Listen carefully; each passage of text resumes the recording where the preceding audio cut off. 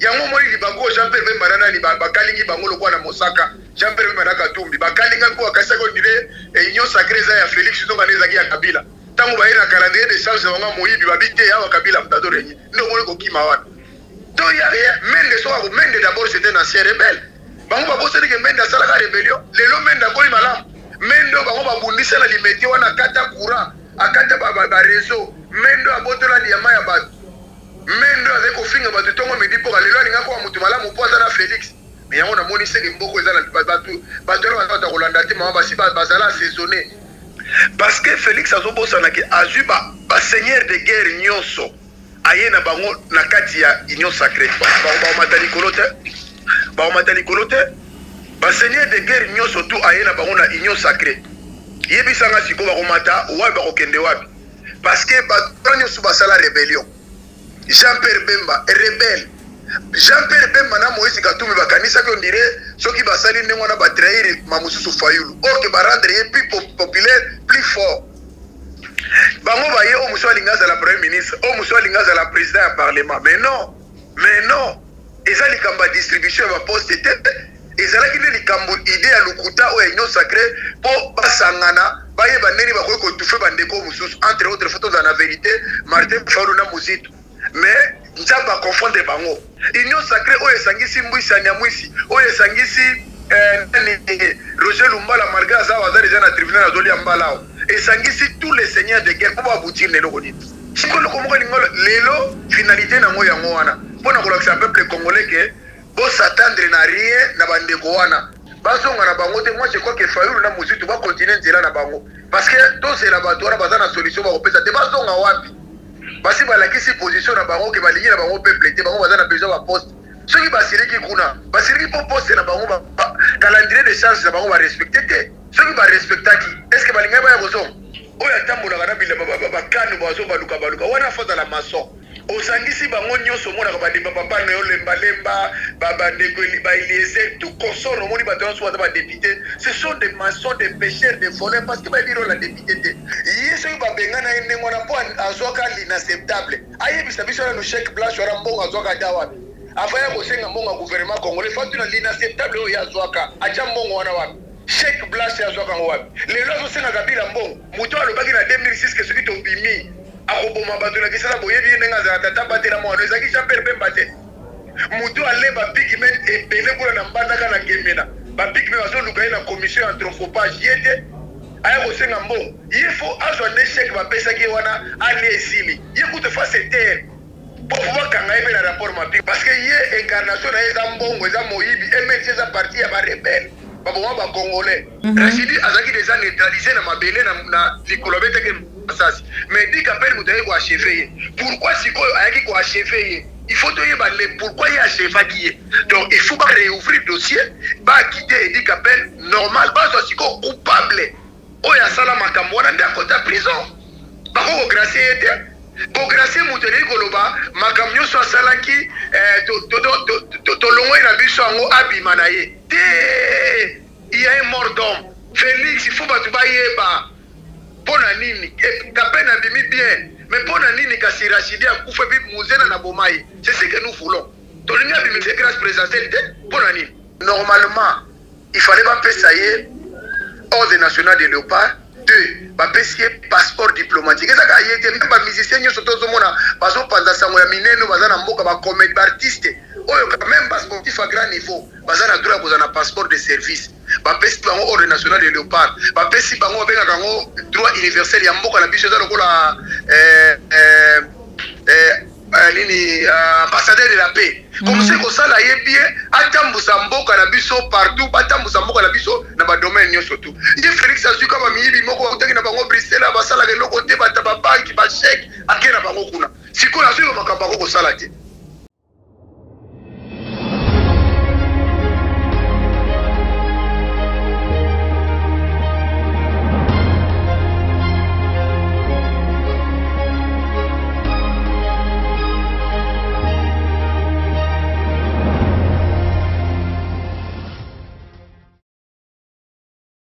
Mbote na bino libota mobimba ba Kongomani bozwi libako ya kolanda biso mukolo lelo. Merci na confiance na bino. Oh chaque jour vous allez ko renouveler na kati ya la chaîne de vérité longo na maman Joël na équipe mobimba Piscar télévision na yebiete bozali vraiment ebelé ba ebofandi liboso ya ba poste téléviseur na bino pona kolanda biso mukolo lelo na kati émission vérité de tout côté otolobela kama etali politique sociale ya mboka na biso République démocratique du Congo. Bande ko balandi ya Piscar télévision na chaîne de vérité et puis émission vérité de tout côté na dene sengo ya ko ya mapona bino mukolo lelo mwana mboka lambatable Chora Mboma depuis Paris pour être tozwa likanisi na ye topé makanisi na ye par rapport à l'actualité politique congolaise au biso soto yebi bongo bandeko ya union sacrée ba bakendeki pona kubunda pona mboka ko aider président de la République pour être mboka kende liboso bongo na kombo ya Moïse Katumbi na Jean-Pierre Bemba et longona ba emusu ba utaki pe na boîte ya FCC ba koti na kati union sacrée mais kasimi bale wana e ko simba te mingi mingi ndeko Moïse Katumbi o wapi to yoki ke no ba claquer porte atika ki bongo bele ba collaborateur na ye ba continuer ba discussion to pe ba négociation to ko sola yango mukolo malelo to ko lobela pe maitani en sécurité na partie est ya République démocratique du Congo pe na République démocratique du Congo mobimba to ko lobela pe dommage à intérêt to pe plainte ya ndeko Jean-Pierre Bemba o asengi ete l'état congolais a dédommagé ye par rapport na ba dégâts ba perte to pe makambo ekutana akutana nango na bitumba na ye na Joseph Kabila na 2006 2007 to ko lobela ngo na kati émission o mukolo malelo mais yambo na bande émission o na kopesa matondo mingi na yo popola yo mbuzo misima caméra matondo pe na yo cordon opima fiku sans oublier Christian Bopate depuis Paris déjà là na kobenga déjà invité na nga na nzela téléphone pour être to solana ye je dis bien que c'est l'imbattable Chora Mboma depuis Paris yende vraiment to solana ye mukolo malelo. Allô bonjour l'imbattable Chora Mboma. Ouais, bonjour maman Joël Kombe. Bonne fête à vous de fin d'année. Plein de bonnes choses, plein de bonheur. Merci pareillement mon mboka. To bengio vraiment la lombangu pour être tozo makanisi na yo en rapport na maetali mboka na biso République démocratique du Congo mboko to ko bundela. Ba biso nso to yebaki union sacrée lo lenge nini ndeko Félix alobaki ete abengisaki bana mboka po ete ba ya ba pesa makanisi na bango po ete ba kamba mboka pona kosunga peuple congolais mais kasi lelo to moni to peto yoki bandeko ensemble pour la République Moïse Katumbi na ba oya ye ba claquer porte pourquoi parce que cahier des charges na bango ezali respecté te pa ya ndeko Félix Antoine Tshilombo Tshisekedi réaction na yo. Ouais, merci d'abord maman, pardon par permettre ngana pesa na ba congolais nyonso bazolandanga partout na monde entier. Na ebike waza na hôpital nzamba kosala bango grâce ba kobima ba oyo nyonso baza na ba kasho ba kobima kaka parce que temps ezali moment ezali ba oyo nyonso bazaki na ba problème vraiment nzamba assister bango et puis ba oyo nyonso bazo faire confinement na lokuta nzamba assister bango. Mama toyeba ke kosuka ndenge na likambo ya union sacrée na lobaka na bino na décembre na lobaki na bino que il y a rien ça va pousser d'un sourire na lobaki na bino parce que Félix azobosana ke azui ba seigneur de guerre nyonso aye na bango na kati ya union sacrée ba matali kolote ba seigneur de guerre nyonso tout aye na bango na union sacrée yebisanga siko ba komata wa ba kokende wapi parce que ba nyonso basala rébellion Jean-Pierre Bemba rebelle Jean-Pierre Bemba na Moïse Katumbi bakanisa ko ndire soki basali ndenge na ba trahir mamususu fayulu ok ba rendre plus populaire plus fort bango ba ye o muso alingaza la premier ministre o muso alingaza la président ya parlement mais non eza likamba distribution ya poste te ezalaki nde likambo idée ya lukuta o union sacrée po basangana baye baneni bakoki kotufe bandeko mususu entre autres photos dans la vérité Martin Fayulu na Muzitu mais nzamba confondre bango yango moni bakoki kosala te eloko te mama bakosala eloko te union sacrée oyo esangisi mbwisi anyamwisi oyo esangisi Roger Lumbala malgré aza aza déjà na tribunal azolia mbala awo esangisi tous les seigneurs de guerre po babutire na eloko nini siko eloko moko lingolo lelo finalité nango yango wana mpona kolakisa peuple congolais ke bosatendre na rien na bandeko wana nga nazo regretter na bandeko basoutenaka ti lelo bato wana so bazo comprendre politique te est ce que awa baye kodiscute poste batuni bata MRC batuni bata ensemble jamais baye kodiscute bavi na bango donc eloko moko elingi esalama te basoni esalami lelo na kosakana te. Je crois que ndambo bakongole oyo batikalaki bazwa conscience bacomprendre banani toza na face na bango. Voilà. Matondo mingi mona mboka tchoka mboma, mais est-ce que tozela te komona bango lobi na lamuka parce que toyebi au moins ba politicien na biso to politique na biso ndenge tambolaka ebele bandeko bazalaka lobi na Kabila ba se retrouva pe lelo na kati opposition tamsu to komona pe bango bazongi lobi e pa ndeko Martin Fayulu atako lamuka ngo balobi eza kunde bembe fala kunde bembe ya lamuka banda kala me ya bomba ki ngo na ndao. Je crois, pour être sincère, balamuka waneka bakombo moko, je ne comprends même pas pourquoi ils ont existé. Na lobaka likambo tangu nazala kutu na kaya Félix Tshisekedi je les soutenais. Na lobaki na Félix na Martin Fayulu atikala na eside na ye a planifier ni na ye alongwa na makamba lamuka parce que eza eloko moko ya lokuta. Ça sert à rien na makamba lamuka wana parce que au fait mama baye bakate mutabimisa idée ya lamuka pesa ngo kombo se Félix Tshisekedi tilo. Mukolo kombo ya lamuka. Bango nyoso bayebi. Bazako sala ngo pasi na yo pasi na ngai bazako sala ngo alors siko lelo lokola bango kamba yango moni bazo manyane facilement oya sali boy. Moi je crois que yango no moni bakozonga presse na bango eza nango wana et puis bazonga bakende wapi parce que bakenda pe pa ite bazo zunguluke kana na mboka wana mutake pa ya zake donc pona kolakisa bango ke ata bazongi lelo bazonga na bango te. Moi je crois que Fayulu na muzitu ba continuer nzela na bango parce que tous les laboratoires baza na solution ba kopesa te bazonga wapi basi balakisi position na bango ke balingi na bango peuple te bango baza na besoin ba poste soki basiriki kuna basiriki po poste na bango calendrier de charge na bango ba respecter te soki ba respectaki est-ce que balinga ba ya kozonga ou pe baza na imikanisa kozonga donc po esimbi te yango no moni bakoluka basala manœuvre na kasi lelo toyokaki bango très souvent bazalaka na bomesano ya koloba penza mingi te mais tomona bandeko Laurent Onyemba bandeko Mike Mukebai bandeko mususu nani Francis Kalombo ebele na bango baloba ebele na maetali union sacrée siko tokopesa bango ya neti nini congolais soki bakutani na batololenge wana ta mususu lobi bakoza na langage mususu ya koyebisa congolais par rapport na union sacrée. Chaque fois molobeli monene oyo aza suivi na diaspora awa bato nyonso totangelanga honorable wana na efsako na répétaka phrase oyo toza na honorable wana te Mike Mukebai wana c'est un péché oyo mususu wana mususu nani bazaka nani mususu oyo atambolaka na bilamba bakano bazo baluka wana faza la maçon qui encore le nom osangisi bango nyonso monaka bademba papa na yo lembalemba babandeko bailiese tout consort omoni bato nyonso baza badepute ce sont des maçons des pêcheurs des voleurs parce que bayebiro la députe te ngai nazopesa yo exemple biso bakinoa tolobaka biso bakinoa toleki bamboka tie na makambo ebele. Moi je crois que il y a un seul congolais oyo nazomona aza na alile ya kozala ye député eza ndeko nanga Moïse Nzanga oyo auta na este mais aza quand même na comportement ya un député azolo makambo oyo ezotouche sensibilité mpe mboka mais bao nyonso otangelinga bapeshere bamaso wana bato bazolukoka mbongo basi ya lumba bazala babanda seria Lumumba balongwe Lumumba bayepa Kasavubu bayepa Mobutu Laurent Désiré Kabila tile pas Félix mpona bato bakolobaka na télévision ke biso tolandaka place ma ecola yo moni wa baza badepute Mwana mboka mbatable tchoka mboma ndeko Jean-Pierre Bemba asengi na l'état congolais a dédommagé ye par rapport na maeleka na 2007 entre 2006 2007 na bitumba na ye na Joseph Kabila ancien président de la République bipai wapi ba bien na ye ebunga ebeba baiba et salama esengeli na l'état congolais a dédommagé 7 millions de dollars. Azoka l'inacceptable ayebisa biso na chèque blanche wala mbongo azoka dawa afaya kosenga mbongo gouvernement congolais fatu na l'inacceptable oyo azoka acha mbongo wana wapi chèque blanche azoka wapi lelo azosenga Kabila mbongo muto alobaki na 2006 ke soki tobimi akoboma bato na kisala boyebi ndenga za tata batela mwana ezaki Jean-Pierre Bemba te muto aleba pigment ebele kuna na mbandaka na gemena ba pigment bazoluka na commission anthropophage yete aya kosenga mbongo il faut azwa n'échec bapesaki wana ani esili ye kuta face terre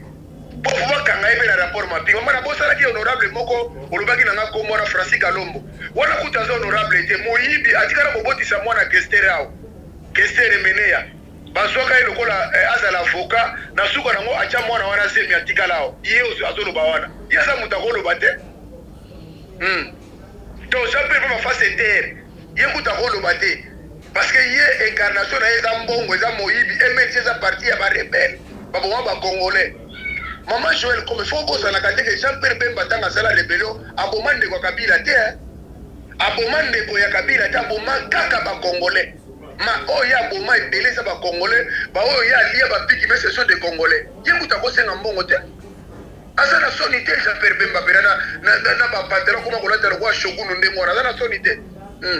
Voilà. L'imbattable Tchoramboma toko chité déjà vers la fin il y a émission na biso mais kasi tout monde qui mikolo koleka leka ki awa bande kwa de pesi ba réclamaki mwana mboka o bango babenga ki chaku national Lambert Mende Malanga ayepe cadre na kati ya union sacrée mais kasi asili kotali sana ba kongomani elongo na ye na Thierry Mosene pour koloba ete Lambert Mende yambo aya union nationale ba solola ki union sacrée asolola ki na yeme autorité morale na ye mais kasi atali pe isusu kenote union sacrée ezali bongo gouvernement ils ont dit élargi o ba bengi batu nyonso baya basuki na FCC cash te mais ba élargi le sous bandeko pe ya lamuka ba koti bisu pe ba koti analyse na yo par rapport na ba propos wana non ba dona IDPS basi ba lekela mungu mama ba lekela baza ababenga bango les poissons assaisonnés donc basi ba lekela déjà basi ba épice basi ba beba yo zo mona ba doto ke le telema na limité banda tongo tipo ko baza rapela musala te ça fait 40 ans bobunda na pouvoir boya ko kosa bato boya ka ko makamba lokuta la mère mais normalement na landi bango ba autorité morale na ba lobi que soki ba yena union sacrée et ça ordre ya charte numéro 2 ya autorité morale iye mutatindi bango nyoso ba ya kuna ba yena volonté na bango te Kabila ndatindi bango c'est kayebe lo ko sala to ba Félix Kabila yebe lo ko nezo sala mayango atindi ba dunyo surtout ba longo pour normalement soki boye ko adhérer na union sacrée et que bo konti bo signer ba charte c'est que bo perdre déjà ba kiti na bino na parti na bino parce que pour faire partie na parti de souté pour bolongwe pour perdre mandat la bino mais bango basaka ka bata ese ya autorité morale ba yebe côté pas fait mais loko moko papa yango moli libango Jean-Pierre Bemba nana ni ba kalingi bango lokwa na Mosaka Jean-Pierre Bemba na Katumbi ba kalinga ko akasa ko dire union sacrée za ya Félix to kaneza ki ya Kabila tango ba ina calendrier de change bango moyibi ba bité ya Kabila mtadore nyi ndo moli ko kima wana to ya Mende so ko Mende d'abord c'était un ancien rebelle bango ba boseli ke Mende asala ka rébellion lelo Mende akoli malamu Mende bango ba bundisa la limité wana kata courant akata ba réseau Mende abotola liama ya ba Mendo avec au finga ba tongo midi pour aller là ninga ko mutu malamu poza na Félix mais yango na moni seke mboko ezala batu ba Rolanda te mama basi bazala saisonné bazala lokola ba Thomson et bimisa nini makila izaka na moyo wana batu te Matondo mingi mona mboka Imbattable Tchoramboma toko ba toujours réaction na yo par rapport na baye o bazali ko kanisa jusque là que Joseph Kabila sili pour y peut apparemment ko sala mabe pour silence na ye oyo ezola ki son opinion dirait aza ko sila alors que yo lobi awa ke no bakanisa ki ba ye na union sacrée ezali eloko ya ndeko Félix nzoka ndeza ya Kabila mais pourquoi ko garder silence alors kazali non mais silence c'est ça ka silence mais hier ako aussi la té maman wana c'était ba benga bango ba animal politique Kabila lo bagate po yebi oyo atikeli Félix asala Félix ana iya do sala te mama soko bo mona ke zali kamba Kabila lokanisi Jean-Pierre Bemba kimi ko na musique tubana mbi bona ni akuti Kabila ile mi grande posture bakokite bachaki munoko Félix Alexis bango lo kaisa union sacrée na kabai na bango ngai ndenge na zabo esili metango baye bakuti Kabila ndazo renya met na esi bino Kabila nenga ke wana ake kofanda kimia yo soka nungu te bakatange balobi fu bakata katanga ekoma pays bino kasi ake kofanda kula ke nako laila ne maki ça tout ça la pe musala donc moi je crois que Félix azala dikamba ko sala te mama boko mona makambe ko lekana mo ano to ke na ba ne pour makambo Félix ko sala batu et ko to moni déjà makambo nyo so en poisa donc yebi na biso que Félix il est rien azaki on a ka pas chauffer kiti a bientôt ko mona ko tika poste na bata ya ni yo so mona te perchoir ba ja pe perdre mutu fazwa primature fait son kala ba perdre bongo soki soki kaka na bato wana bongo tina nezali ça c'est grave ça mon mboka mabino te saki mabino est-ce que c'est la maman est-ce que kiba ezalaka na lukumbashi ou bien kiba ezalaka na katanga la kiba soni sera honte bato baleka mungwa bakofana na limete sa musala baparle bakoluka musala batata mikolo ndengo wana voilà mutuna suka ezali par rapport na sécurité ya mboka na biso tolobela insécurité ezali bongo na partie est au Rwanda lelo afandi Paul Kagame ayena ba soda na ye ba s'installer na mboka na biso na partie est de la République démocratique du Congo mais kasi ko kamwe ezali que non Paul Kagame alobi que non ko ya na ye ko s'installer na ye na kati mboka na biso ezali na autorisation ya ndeko na biso mwana mboka Félix Antoine Tshilombo Tshisekedi alors que même parlement na biso e yebi wana te ezali violation mususu ya mibe côté. Mais maman, les cambo moniteur à liboso balongolaka Vital Kamerhe na assemblée kasi likambo kokota wana Kagame alobi bien que ceux qui battent troupe na ngai baza kuna zo confirmer baza ko affirmer avec force eza lokola mboka monsieur zo défier mboka na bino que ceux qui baza kuna président na bino ayebi siko biso to kolobani eza lokola ceux qui monte zo pe na ndako na biso ba voisin ba na ndako na bino papa wana ba voisin alobi te soki moto ekomi nga tata na bino mutu alobaki na tia moto wana bo biso tokoloba suni mosala Félix yango wana namoni bapilote bakufi ya boye bazokunda bango na fosse commune bapilote est-ce que Félix akokosala moyen te kokunda bato na dignement même na mabele na bango bazolia te bazomela te baza na courant te bana mai te bakende kokunda bango sur na fosse commune na baseklo ya lelo etambola na bachaine nyonso ya télévision mama bosibi bolukaki Félix na pouvoir bolubokanisa ko nde Kabila kei Kabila zolakisa bino il est toujours l'animal politique namonaki bato babengaki ngai na Kisasa bainterpelaki ngai o ngai nalobaki Edika pe na kobima te soki abimiseke Félix aza président te namoni bachaine nyonso ya télévision basalaki babrandir bapropagande yango nayi na répondre bango moke à travers yo na émission na yo voilà nalobi mama oui Edika pe soki abimi tosepeli abimi mpo na nini parce que aza kokisaki ne déjà pe 20 ans azaki condamné 20 ans akokisi déjà 20 ans na ye et ensuite Edika pe aza tata ya bato oyo aza innocent lelo pambwasi na ye na bana na ye bazali kozele libanda mpo toyebi ke moto aboma Kabila ezalaki dili ya autorité morale sikoyo lelo lokola babimisi ye tosepeli biso tosepeli tobi wi eza bien mais si babimisi ye na grâce présidentielle tosepeli neye bango bakanisi mais bato mibale babimi wana na nsima ya grâce présidentielle Rwanda moko abimi ya OVD na mosusu ya Sokoko soki libanda bazoluka nini botune nanga bato ya IDPS baza saisonné wana batelemaka telema botune bango batela mibale babimi na grâce présidentielle ye président de la république afa signé mokanda bato babima tangaka te seke ye azotanga nde eloko te bongo koma yo okomi bato mosusu mpo normalement bato afa babima il faut tala liste so baza 20 ou bien 30 osigné ye atie mokolo tosa yebaka eza bato ya 100 jours baza na kati anga président Félix oyo na édition kozala na président balubo eza mpasi sikoyo bato babimi na tosituka boye mibale na 100 jours babimi poko explike biso nini revenons à Edika Pen abimi tosepeli mais Edika Pen il faut yebisa biso sikoyo tozongisa mutu moko na prison mpo toyebana na bomaki musée parce que normalement Edika Pen abomaki Rachidi Rachidi azalaki déjà neutralisé na mabele na likolo beteke masasi mais Edika Pen mutu ayeki koacheve ye pourquoi sikoyo ayaki koacheve ye il faut toyeba pourquoi il a achevaki ye donc il faut réouvrir le dossier quitter Edika Pen normal bazwa siko coupable oyo asala makambo wana nde akota prison bakokogracie ye te kogracie moto eleki koloba makambo nyonso asalaki tolongo ye na biso yango abima na ye te il y a un mort d'homme le président de la République a tombé et puis Edika Pen était aide du camp. Donc c'est lui le chargé de sécurité à président de la République, Mosé Laurent. Donc ce gars, il faut tout yeba. Félix, il faut pas tout yeba. Pour la nini, Kapen a bimi bien. Mais pour la nini, kasi Rachidi a koufé bi Mosé na bomaye. C'est ce que nous voulons. Donc il y a bimi c'est grâce présidentielle pour la nini. Voilà.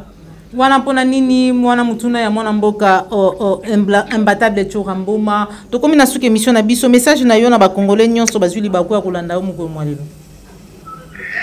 Merci na yo Maman Joël Kombe, merci na yo na musala munene ozosala na mboka oyo. Soki yo ozaki kuna te to ngoto zo ba information ya fresh te mwana ndenge nini. Poni mama moko azana ordonnance na ye, me bakangi e pa kasongo ala na balabala, auti na hôpital na mwana na ye. Mais Congo ya ndenge nini oyo mama? Congo ya ndenge nini oyo je n'arrive pas comprendre.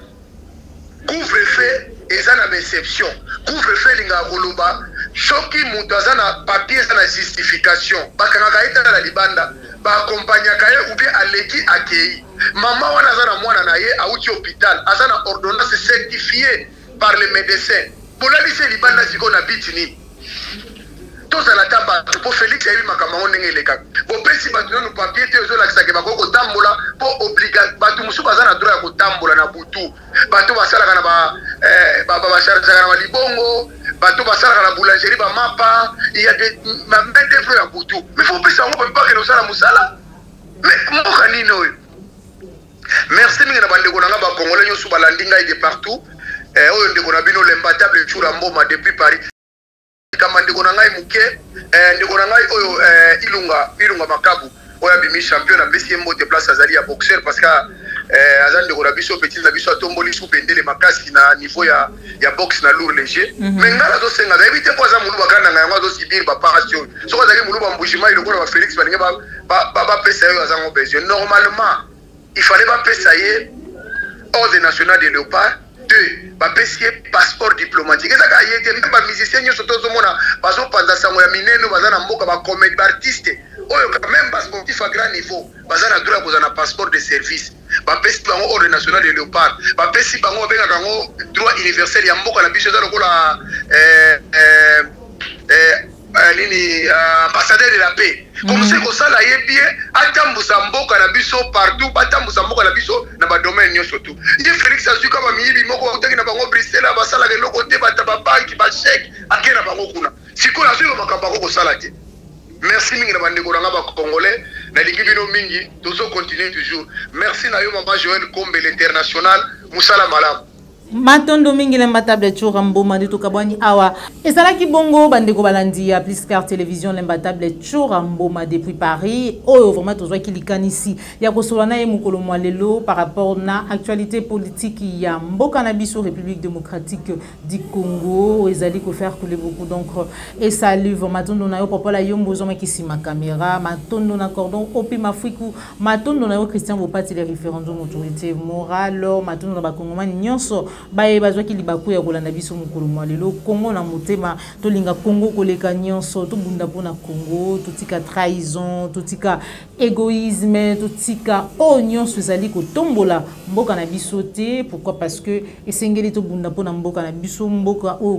nzamba pesa biso mboka obakoko batikela biso Congo na motema o ezali ko sangisa biso ezali mutuya koleka o ezali ko kabola biso tolinga Congo. On se retrouve pour un prochain numéro toujours c'est la chaîne de vérité so que c'est une émission oyo like yango partager yango po ete sango kende musika mais kasi ko bosa na te na ko s'abonner na kati la chaîne de vérité so que ezali mbala liboso kolanda biso au revoir.